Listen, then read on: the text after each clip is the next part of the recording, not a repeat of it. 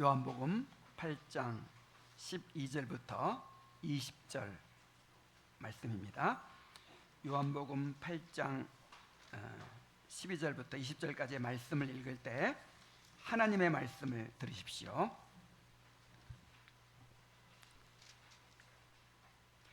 예수께서 또 말씀하여 이르시되 나는 세상의 빛이니 나를 따르는 자는 어두움에 다니지 아니하고 생명의 빛을 얻으리라.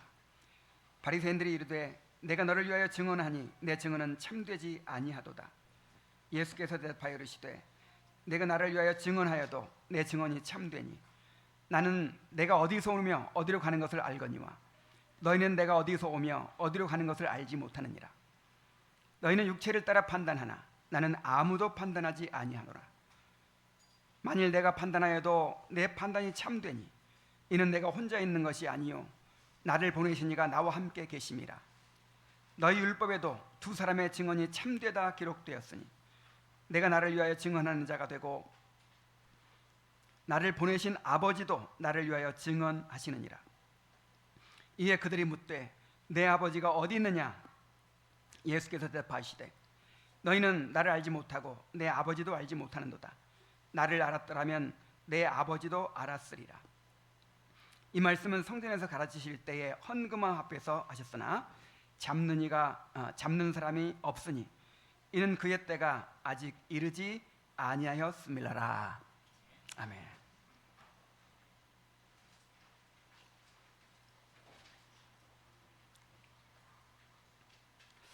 요한복음에는 나는 이다 라는 형식의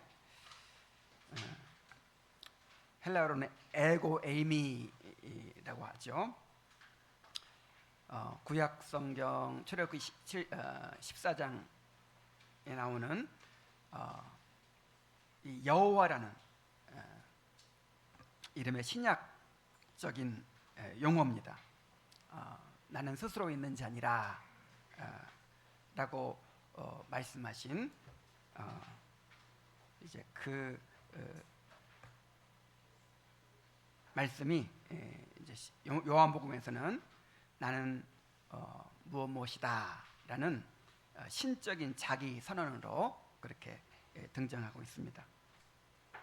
그래서 7번에 걸쳐서 이런 선언이 나오는데 오늘의 본문은 그 두 번째 선언인 나는 세상의 빛이라는 말씀을 우리에게 보여주고 있습니다. 예수님 이 말씀을 초막절이 끝난 다음 날 하셨습니다. 초막절은 기쁨의 절기로서 두 가지 중요한 의식이 있었습니다.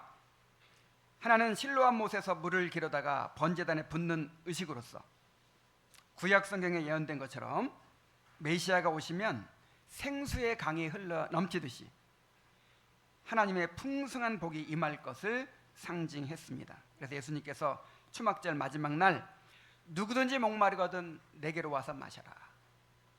나를 믿는 자는 그 배에서 생수가 강같이 흘러나리라 하고 외치신 것은 자신이 바로 그들이 기다리던 메시아이심을 밝히신 것이죠. 자, 또한 초막절 기간에 행해진 또 한 가지의 의식이 있었는데 그것은 성전 뜰에 세워진 4개의 큰 등잔에 불을 밝히는 의식이었습니다. 밤마다 이 등잔에 불을 밝혔는데 이 빛이 예루살렘 성을 비추었고 사람들은 밤늦도록 횃불을 들고 행진하면서 춤추고 찬양했습니다. 자, 이것은 구약의 예언에 따라서 종말의 빛으로 임하실 메시아를 고대하는 의식이었습니다. 자, 이런 배경에서 예수님께서 나는 세상의 빛이라 이렇게 선언하신 것입니다. 오늘의 말씀을 통해서 예수님께서 빛이라는 사실이 무엇을 의미하는지 그리고 그분의 이러한 증언이 얼마나 확실한 것인지를 마음에 깊이 깨닫고 또 새기게 되시기를 바랍니다.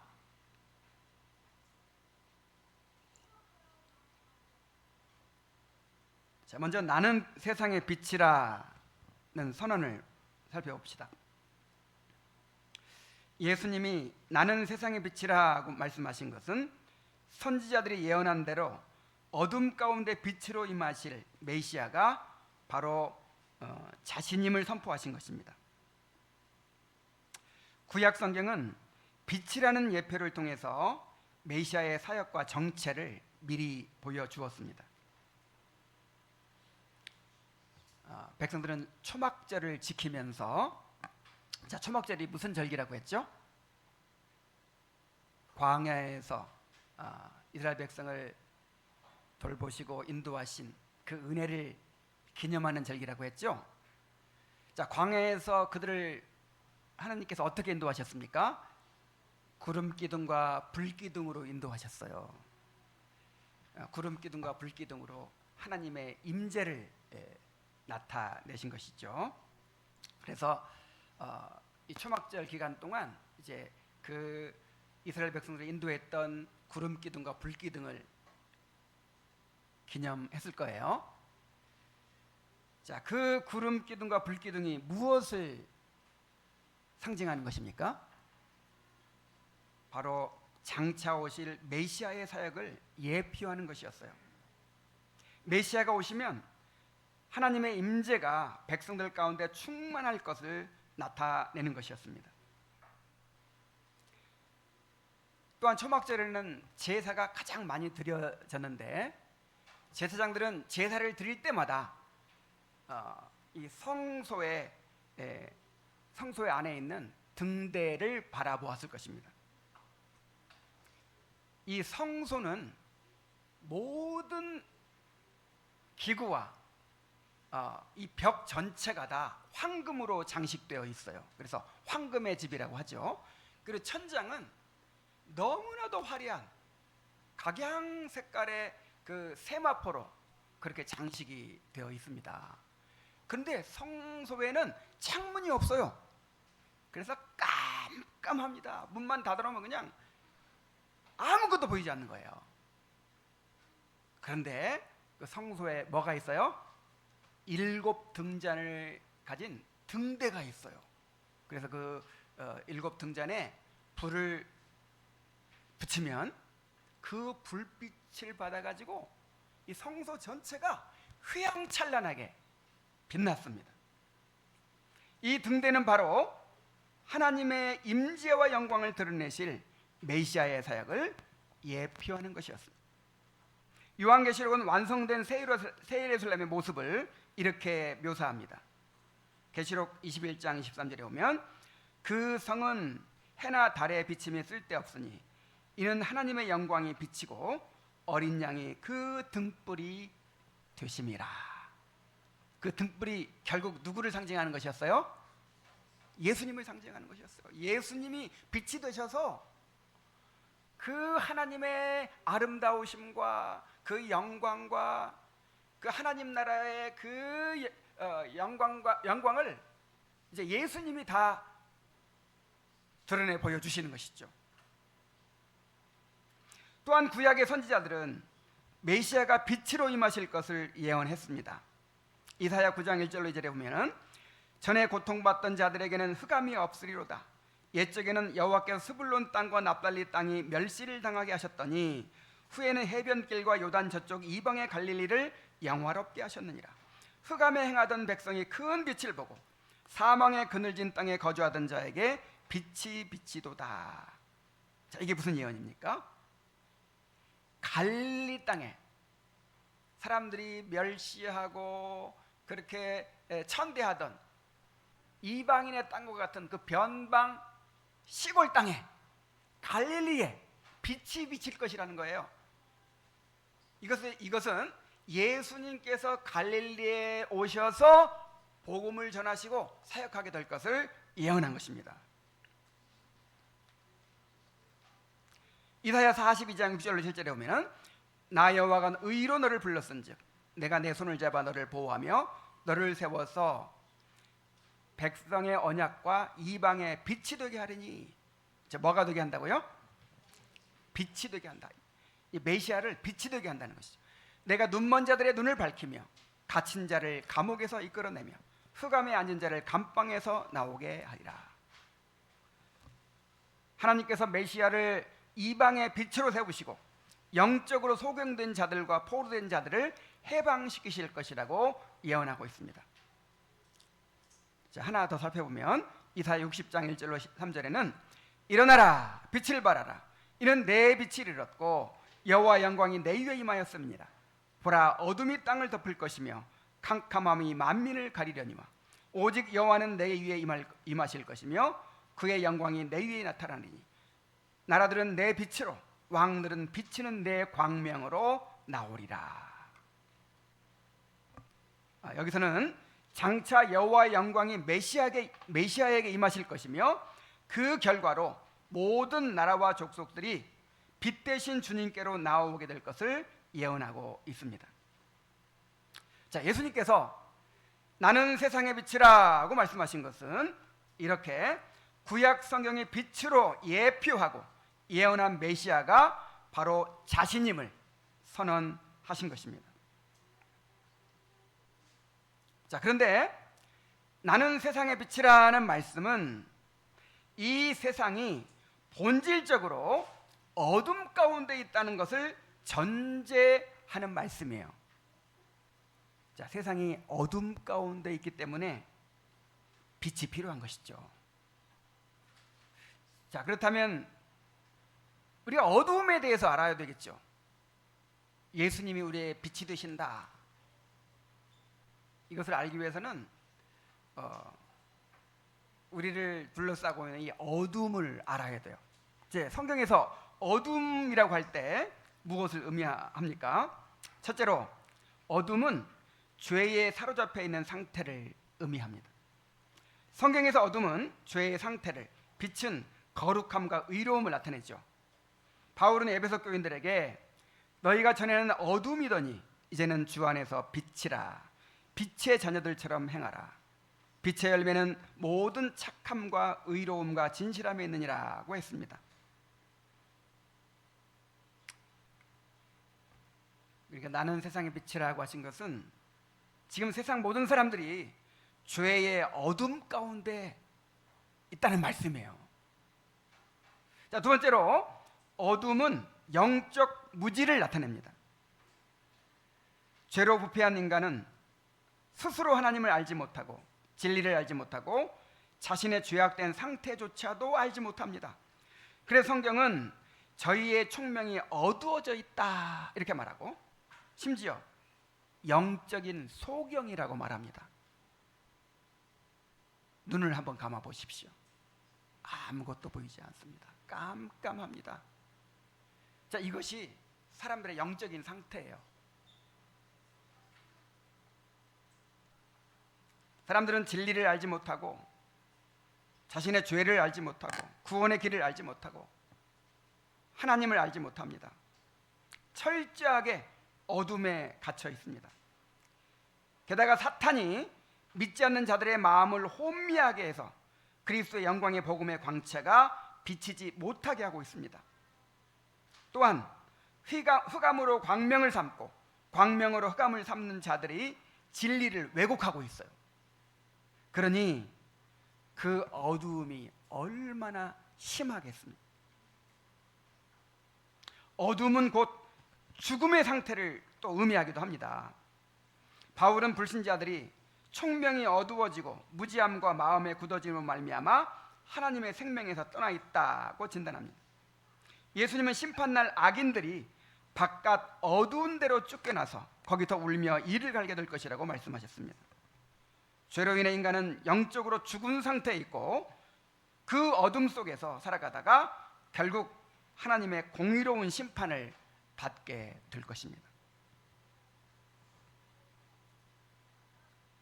죄와 사망에 매여 있는 상태, 이 죽음의 상태를 어둠으로 그렇게 묘사하고 있는 거예요. 자, 네 번째로는 어둠은 사탄의 권세를 의미합니다. 바울은 하나님께서 우리를 흑암의 권세에서 건져내사 그의 사랑의 아들의 나라로 옮기셨다고 선포합니다. 이는 우리가 구원받기 전에는 흑암의 권세, 즉 사단의 통치 아래 놓여 있었음을 의미하는 것입니다. 또한 그는 우리의 싸움은 이 어두움의 세상 주관자들과의 싸움이라고도 말합니다. 모든 사람들은 죄로 인해 사탄의 권세 아래 종노릇하며 살아가고 있습니다. 성경은 이것을 어둠이라고 불러요. 한 가지 더, 어둠은 무질서와 혼돈의 상태를 의미합니다. 하나님께서 창조의 사역을 시작하시기 전에 이 땅은 혼돈하고 공허하며 흑암이 깊음 위에 있었다고 했습니다. 이것은 빛 대신 예수님을 영접하기 전에 인간의 마음 상태를 보여줍니다. 빛이 없으면 사람이 바른 길을 찾을 수가 없지요. 누구든지 예수님을 믿기 전에는 삶의 의미와 목적을 알지 못하고 바른 길을 찾지 못하고 어둠 가운데서 방황할 수밖에 없습니다. 이처럼 사람들은 죄에 사로잡혀 있고 영적인 무지에 빠져 있고 죽음의 상태에 있으며 사탄의 권세 아래에 있습니다. 그리하여 무질서와 혼돈의 상태에서 방황하며 살아가고 있습니다. 이것이 바로 세상이 처해 있는 지독한 어둠의 현실입니다. 그런데 예수님은 나는 세상의 빛이니 나를 따르는 자는 어둠에 다니지 아니하고 생명의 빛을 얻으리라고 말씀하십니다. 예수님은 그를 따르는 자들에게 생명의 빛이 되십니다.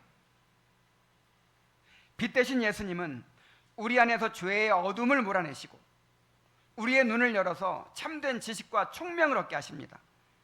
또한 사망에서 우리를 살리시고 흑암의 권세에서 건져내어 그의 사랑의 아들의 나라로 옮기십니다. 그리고 우리의 목자가 되셔서 우리를 의의 길, 생명의 길로 인도하십니다.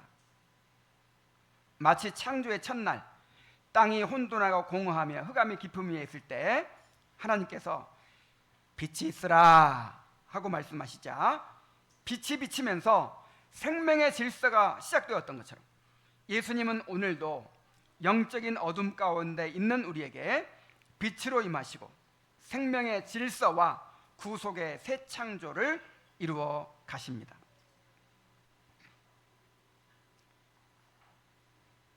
이렇게 빛 대신 예수님을 따르는 자들은 그들 또한 예수님처럼 빛으로 살아가게 됩니다. 예수님은 너희는 세상의 빛이라 이렇게 말씀하셨어요. 원래 누가 빛인데? 예수님이 빛인데 그 빛을 영접하고 따르는 자들이 또 세상의 빛이 된다는 거예요. 바울은 너희가 전에는 어둠이더니 이제는 주 안에서 빛이라 빛의 자녀들처럼 행하라고 권면합니다. 예수님은 스스로 빛을 발하시지만 우리는 마치 달이 태양빛을 반사하듯 예수님의 빛을 받아서 그 빛을 세상에 비춥니다. 예수님이 발광체로서의 빛이라면 우리는 반사체로서의 빛입니다. 그런데 여기서 중요한 것이 있어요. 나를 따르는 자는 생명의 빛을 얻으리라고 하셨어요. 어떤 사람이? 나를 따르는 자가. 생명의 빛을 얻기 위해서는 예수님을 믿고 따르고 그분과 동행해야 합니다. 자, 그런데 문제는 우리 안에는 빛보다 어둠을 더 사랑하는 성향이 있다는 것입니다. 예수님께서 이렇게 말씀하셨어요. 요한복음 3장 19절 20절에 그 정죄는 이것이니 곧 빛이 세상에 왔으되 사람들이 자기 행위가 악함으로 빛보다 어둠을 더 사랑하는 것이니라. 악을 행하는 자마다 빛을 미워하여 빛으로 오지 아니하나니 이는 그 행위가 드러날까 함이요. 자, 빛이 좋아요, 어둠이 좋아요? 빛이 좋은 거잖아요. 근데 이상하게 사람들이 빛을 싫어해요. 어두움을 더 사랑해요. 왜 그렇습니까? 빛 가운데로 나아가면 자신의 죄가 드러나고 은밀하게 행하는 부끄러운 일들이 밝히 드러나게 되기 때문입니다. 그래서 본능적으로 빛을 꺼려하고 피하고자 해요. 그러나 어둠은 죄가 번성하여 우리 영혼을 부패시키는 온상이 됩니다. 우리가 어둠 속에 있으면 죄와 사망의 권세, 사탄의 권세를 벗어날 수가 없어요. 그러므로 우리가 빛 되신 예수님께로 나아가야 합니다. 요한은 저가 빛 가운데 계신 것 같이 우리도 빛 가운데 거하면 우리가 서로 사귐이 있고 그 아들 예수의 피가 우리를 모든 죄에서 깨끗게 하실 것이라고 했습니다. 자, 빛 가운데로 자기를 드러내고 나와야 돼요. 주님과의 교제로 나와야 돼요. 성도의 교제로 나와야 돼요. 자기를 감추고 빛을 피하고 있으면 계속해서 부패할 수밖에 없고 마귀의 종노릇할 수밖에 없습니다. 우리는 예수님과 멀어질수록 어두워질 수밖에 없어요. 왜냐하면 우리 자체에서 빛이 나오는 게 아니거든요. 우리의 빛은 예수님의 빛을 받아서 반사하는 것이기 때문에 주님과 멀어지면 어두워질 수밖에 없어요. 그러나 예수님을 가까이 할수록 우리의 빛은 더욱 밝아지게 됩니다. 그래서 우리가 끊임없이 빛 되신 주님께로 나아가야 돼요. 제가 빛 가운데 계신 것처럼 우리도 빛 가운데 행해야 되는 것입니다. 예수님은 이러한 예수님의 증언의 확실성을 또 말씀하십니다. 자, 나는 세상의 빛이라 하고 말씀하신 예수님 말씀에 바리새인들이 어떻게 반응했습니까?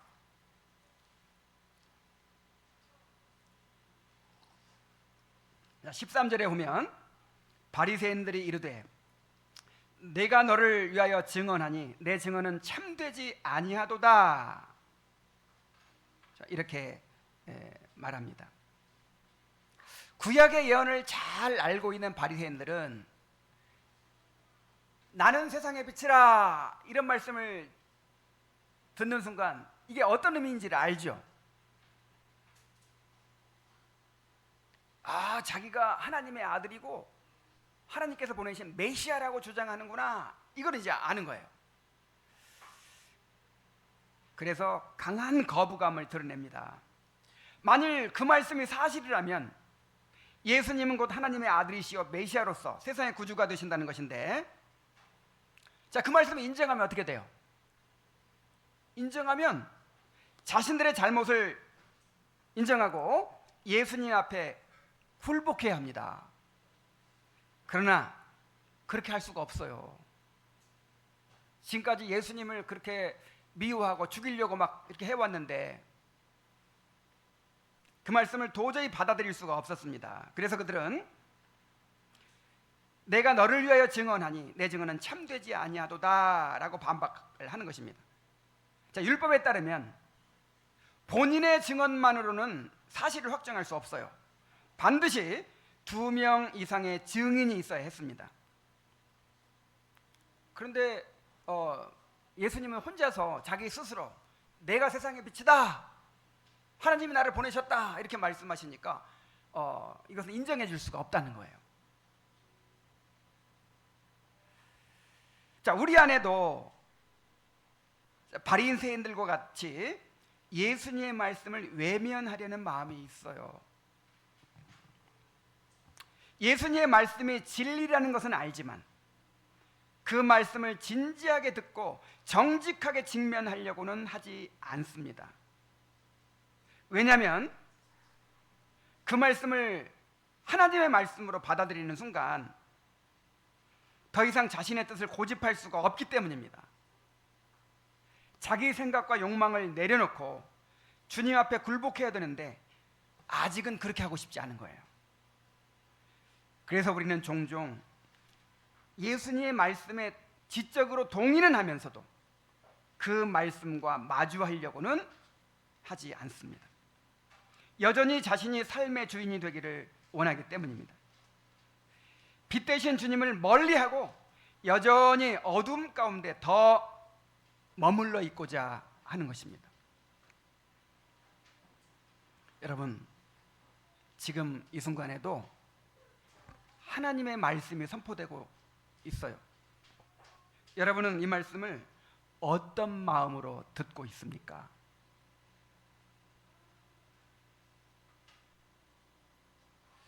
정말 마음을 들여서 선포되는 말씀을 하나님의 말씀으로 듣고 있습니까? 이것은 헌신이 필요한 거예요. 하나님이 말씀하시는 거예요. 하나님이 그 하나님의 말씀을 그냥 무슨 강연 듣듯이 그렇게 들을 수 있습니까? 주여 말씀하옵소서, 주의 종이 듣겠나이다, 이런 마음으로 들어야 되는 거잖아요.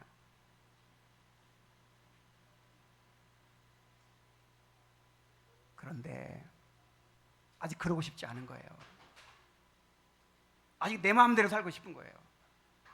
그 말씀에 정직하게 직면하면 뭔가 바꿔야 될 것이 너무 많은 거예요. 그래서 피상적으로 듣습니다. 그 말씀을 흘려버립니다. 아, 또 당연히 옳은 말 하는구나. 나에게 주시는, 하나님이 나에게 주시는, 직접적으로 주시는 말씀으로 받지 않고 그냥 흘려요.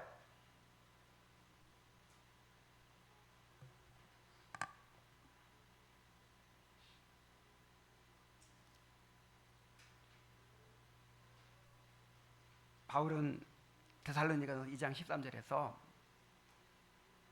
데살로니가 교회 성도들의 칭찬하면서 이렇게 말했죠. 너희가 하나님의 말씀을 받을 때에 사람의 말로 아니하고 하나님의 말씀으로 받으니 이 말씀이 너희 믿는 자 속에서 역사하느니라 그랬어요. 하나님의 말씀으로 받으시기 바랍니다. 하나님의 말씀 앞에 정직하게 직면하시기 바랍니다.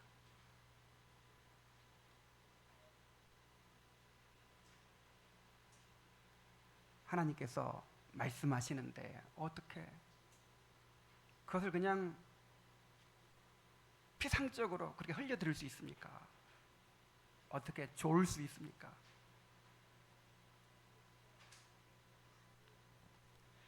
우리 마음속에 자꾸만 이 빛을 피하고 싶어하는 마음,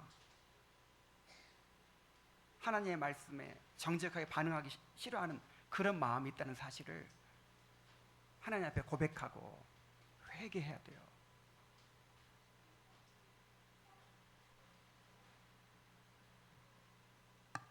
자, 바리새인들이 예수님의 증언을 부정하자 예수님은 자신의 증언이 참되고 확실하다는 것을 분명히 밝히십니다.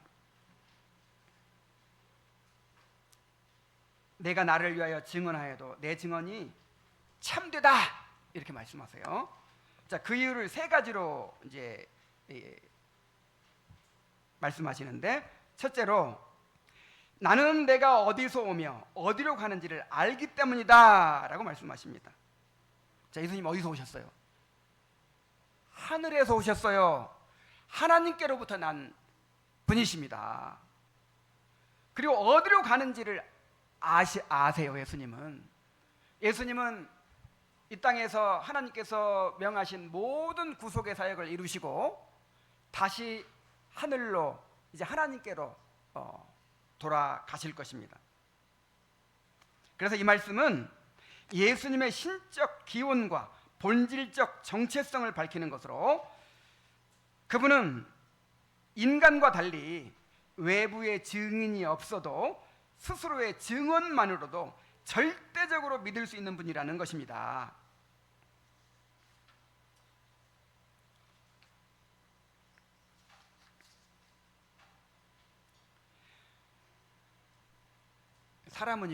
사람은 믿을 수가 없어요. 그죠? 믿을 수가 없기 때문에 자기 스스로 증언해가지고는 받아들일 수가 없어요. 그래서 두세 사람 이상의 증인들이, 객관적 증인들이 증언해 줘야 됩니다. 그런데 예수님한테는 그게 필요가 있어요, 없어요? 예수님은 하나님이시잖아요. 예수님의 증언은 곧 신적 계시이며 절대적으로 신뢰할 수 있는 진리입니다. 여러분, 성경이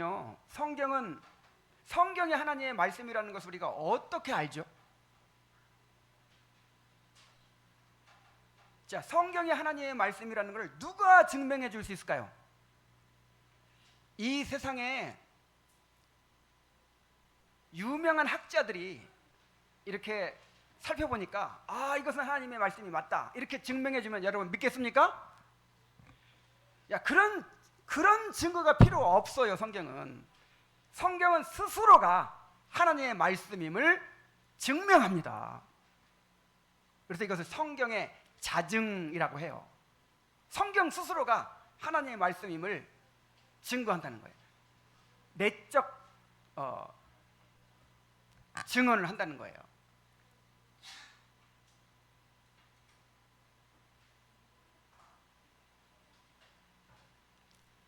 예수님은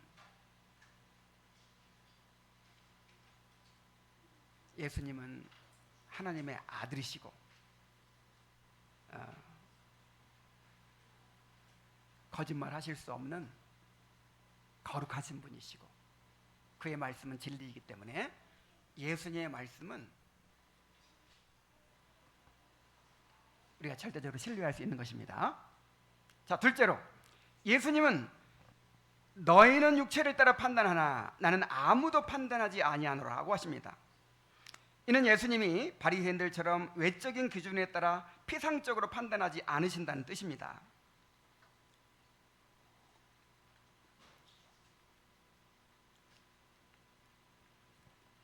예수님은 모든 것을 아시며 공의로 판단하시는 하나님이시기에 그분의 판단은 완전하고 신뢰할 수 있습니다. 자, 셋째로, 자, 율법의 기준대로 해도 예수님의 증언은 우리가 신뢰할 수 있어요. 예수님이 홀로 증언하시는 것이 아니라 예수님을 보내신 아버지께서 함께 증언하시기 때문입니다. 나 혼자 증언하는 것이 아니다. 누가 증언하신다? 내 아버지께서 나를 위하여 증언하고 계신다. 자, 이 말씀은 예수님과 아버지 사이의 본질적인 연합과 일체성을 증거하는 말씀이지요. 예수님의 신성을 증언하는 말씀이에요. 자, 예수님께서 나는 세상의 빛이라 이렇게 말씀하시고 이 말씀이 너희들이 절대적으로 신뢰하고 받아들일 수 있는 그런 진리다 이렇게 지금 확증하고 계시는 거예요. 예수님의 증언은 절대적으로 신뢰할 수 있는 말씀입니다. 예수님은 거짓말하실 수 없는 하나님이십니다. 예수님은 자신이 본 것을 말씀하시고 이 땅에서 친히 이루신 것을 선포하셨으며 장차 반드시 성취하실 것을 약속하셨습니다. 그러므로 우리는 예수님의 말씀이 진리임을 압니다. 우리가 이 세상에 그 누구의 말도 온전히 믿을 수 없지만 예수님의 말씀은 절대적으로 믿고 따를 수 있어요. 아멘입니까? 예수님의 말씀은요 절대적으로 믿을 수 있어요. 우리 삶을 다 걸 수 있어요.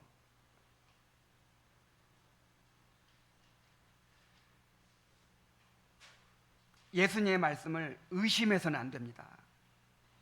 우리의 알량한 지식으로 함부로 판단해서는 안 됩니다. 예수님이 말씀하신 그대로 온전히 믿고 순종해야 합니다.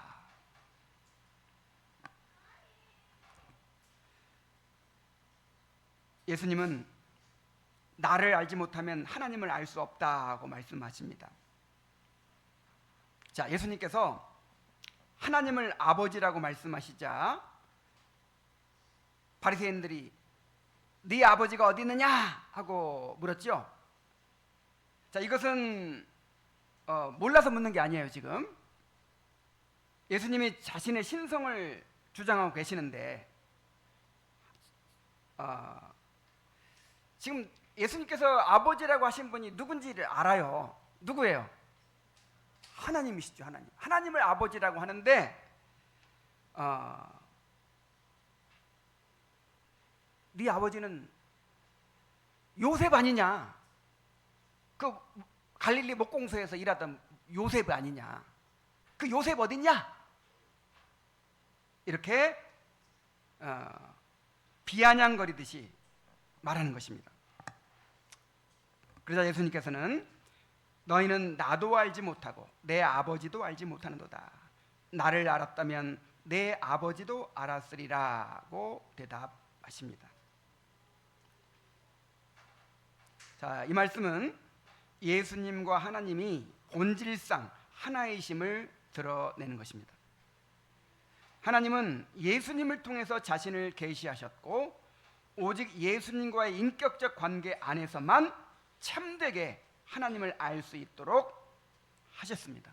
그래서 예수님을 최종적 계시라고 하죠. 무슨 계시? 우리 히브리서 1장을 한번 봅시다. 히브리서 1장.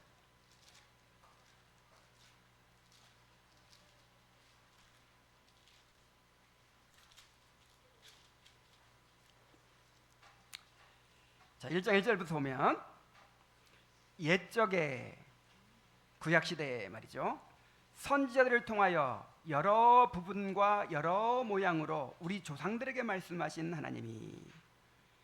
하나님께서 자기를 계시해 오셨죠. 온갖 예표들을 통해서, 구약의 역사적인 사건들을 통해서, 그리고 선지자들의 예언을 통해서 하나님이 점진적으로 점점점 더 밝게 자기를 계시해 오셨어요. 자, 그런데 2절에 보니까 이 모든 날 마지막에는 아들을 통하여 우리에게 말씀하셨으니 그랬어요. 최종적으로 하나님께서 구약시대부터 점점 자기를 이렇게 계시해 오시다가 최종적으로 누구를 통해 계시하셨어요? 아들 예수님을 통해서 하나님을 온전히 다 드러내 주셨어요.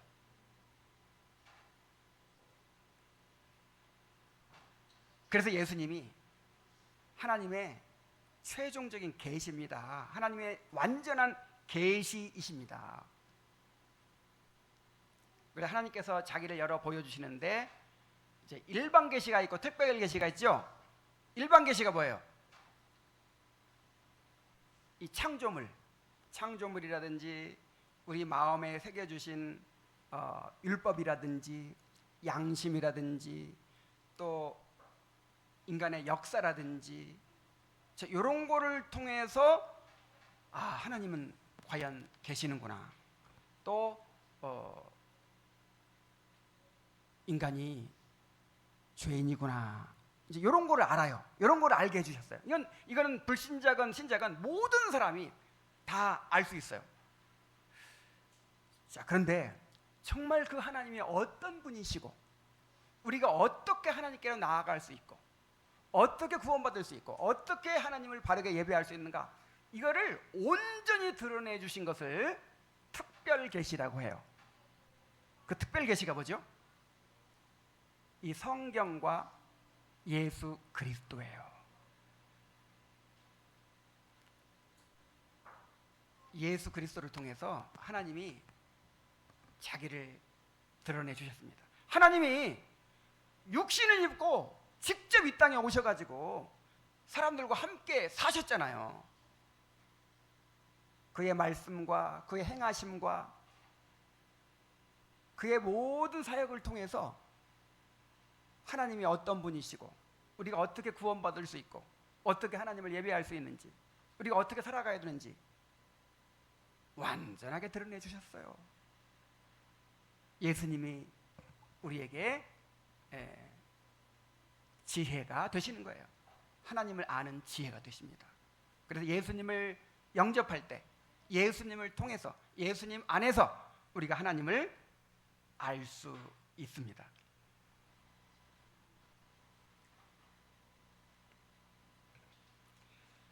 그러므로 예수님을 알지 못하면 누구도 하나님을 알 수 없다는 거예요. 유대의 종교 지도자들은 예수님을 거절함으로써 하나님을 아는 길에서 벗어났고 그들의 가르침을 따르는 이들까지도 멸망의 길로 이끌고 있습니다. 자, 이 말씀을 통해서 우리가 예수님을 더 깊이 알아가야겠다는 결심을 하게 되기를 바랍니다. 하나님을 아는 길이 그리스도 안에 있어요. 하나님께서 우리에게 주시고자 하는 구원과 행복이 그리스도 안에 있습니다. 그러므로 오늘 우리에게 가장 시급하고 중요한 일은 바로 예수 그리스도를 아는 것입니다. 예수님을 머리로만 알 것이 아니라 인격적인 관계를 통해서 경험적으로 알아가야 돼요. 그리고 예수님과 인격적인 관계를 맺고 교제할 수 있도록 이 교회 안에 허락하신 거룩한 규례가 있고 은혜의 수단들이 있죠. 말씀과 성찬과 기도를 통해서 또 성도의 교제를 통해서 우리가 주님을 알아가야 합니다. 그분과 교제하고 동행하면서 그분 안에 거하는 삶을 살아야 합니다. 예수님을 깊이 알아갈수록 우리는 하나님 아버지를 더욱 온전히 알게 되고 그 안에서 참된 생명과 평안을 누리게 될 것입니다. 그래 바울의 일생의 목적이 뭐였어요? 그리스도를 알고 그리스도를 얻고 그리스도 안에서 발견되기를 원한다 그랬죠. 그리스도의 고난과 부활에 동참하기를 원한다 그랬죠. 예수님이 여러분의 삶의 목적이 되기를 바랍니다. 이제 말씀을 맺겠습니다. 자, 예수님은 나는 세상의 빛이라고 선언하십니다. 우리는 오늘 이 빛 앞에 어떻게 반응하고 있습니까? 그 빛으로 나와서 그 앞에 자신을 드러내기를 거부하고 계속해서 어둠 속에 숨으려고 하고 있지는 않습니까? 우리는 더 이상 어둠에 머물러서는 안 됩니다. 어둠에 머무를수록 우리의 죄가 더 자라고 병이 깊어질 뿐입니다.